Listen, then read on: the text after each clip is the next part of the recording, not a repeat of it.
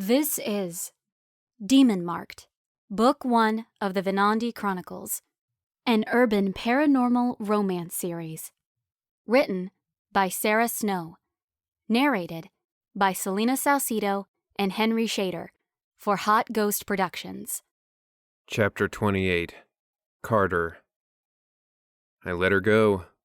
The pain in Georgia's violet eyes and the hard set of her jaw told me that I had no chance of getting the Cambion to listen to me. She had made up her mind that we had hidden the truth for our own gains, and nothing I could say would convince her otherwise. After that fiery slaughter under the pier, I wasn't in any shape to fight with anyone. Besides, I knew I could get Georgia to come back. It was just a matter of giving her the time and space to realize that the human world wasn't going to welcome her anymore, and the demon realm was going to destroy her if she didn't have our protection. Now, I had to face a truth of my own. My feelings for Georgia had gone way past sexual desire. Though I couldn't shake the belief that she was too good for me, I also couldn't crush the hope that she might want me in spite of all my past sins, or that she might even come to forgive me for hiding the truth about who she was. I checked my phone to make sure it was fully charged. Georgia would call. It was only a matter of time until she found out how tough it was to survive out there among the hordes of demons. And now that we'd slain another one of their number, the demons would be more determined than ever to make her one of their own. I took it easy that afternoon. My body was pretty banged up from the day's adventures, and my heart was bruised from George's accusations. After a few beers and several rounds of pool with Eli, I started to feel more like myself again. I didn't tell Eli or any of the others that Georgia had walked out. There's no point in getting them worked up until I'd heard from her. By 6 o'clock, I still hadn't heard a peep. During the pool game, I kept pulling my phone out of my pocket to see if I'd accidentally silenced my alerts. I casually asked Eli to call me, just to double-check. When my phone rang as usual, I felt a cold sensation spread through my chest. "What's up?" Eli asked. "Expecting a call from the mayor or something? Maybe he wants to give you the key to the city for killing off that demon." Nah, I gave a hollow laugh. Already heard from him. We're having the ceremony next week. Well, then I'd say you had a woman on your mind, if you were the type who waited around for women to call. It's Georgia. She left a little while ago, and she said she had some things to take care of back at her apartment. I thought she'd have called by now to let me know how it was going. From the skeptical look that he gave me, I knew Eli had caught the worry in my voice. "Is she okay?" he asked. "I thought she'd hang around to celebrate your victory. I was wondering what happened to her." "She's fine," I lied. Just needed to pick up a few things, pay a bill, stuff like that." Eli aimed his pool cue and took his shot, sinking the 8-ball. He'd won again. My concentration had been off all afternoon. "You probably shouldn't have let her walk back to her apartment alone," he said. His tone was casual, but I knew he was aware of the risk Georgia was taking. Right. I'm gonna go check on her. "I'll come with you." Eli straightened up and began to search through his pockets for his car keys.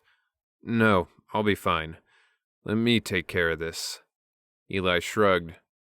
"Well, you know how to reach me if you need backup." I knew I should tell Eli and Kingston what had happened.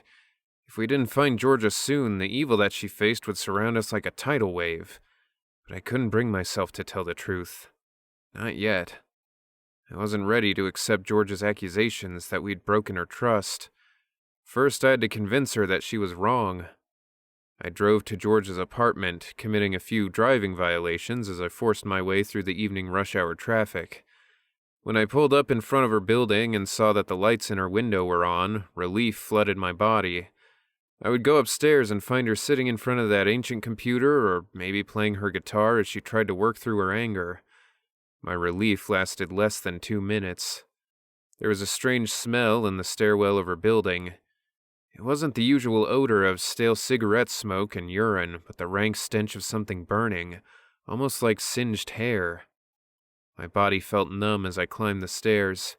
I had a hunting knife in my pocket, but it wouldn't have been my weapon of choice if I'd taken the time to plan this out.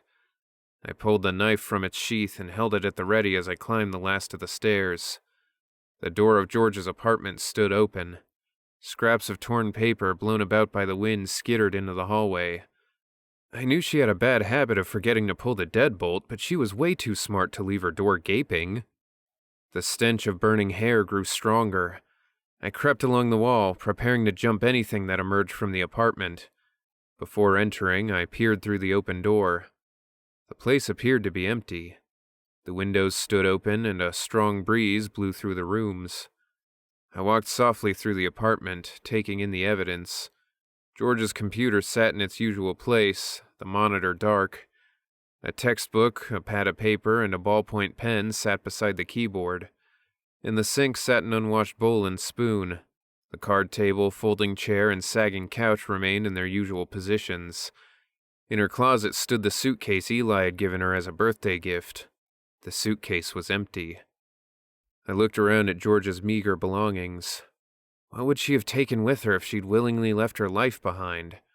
Her beloved guitar still stood in its corner under the poster of John Lennon. My heart clenched as I flashed back to the night I'd given Georgia the guitar pick, just before I kissed her. Fear numbed my entire being. I couldn't lie to myself anymore. Georgia was in big trouble. If she could have taken anything with her, it would have been that old banged-up guitar. The breeze blew a ball of crumpled paper across my shoe. I leaned over to pick it up. I set down the knife, unfolded the paper, and smoothed it out onto the card table. The paper was the same size and color as the pad on her desk. A note had been scrawled on the page. The last word had been underlined with such a heavy hand that the pen had torn the cheap paper. Someone had been in a big hurry, or had been scared shitless. Maybe both. Ask C. Paimon? Ask C. Ask Carter? I'd been waiting for Georgia to figure out that she was in serious danger if she took off on her own without my protection. I'd waited too long. This has been Demon Marked, Book 1 of the Venandi Chronicles, an urban paranormal romance series. Written by Sara Snow. Narrated by Selena Salcido and Henry Shader for Hot Ghost Productions. Copyright 2020, J&B Online Enterprises, LLC.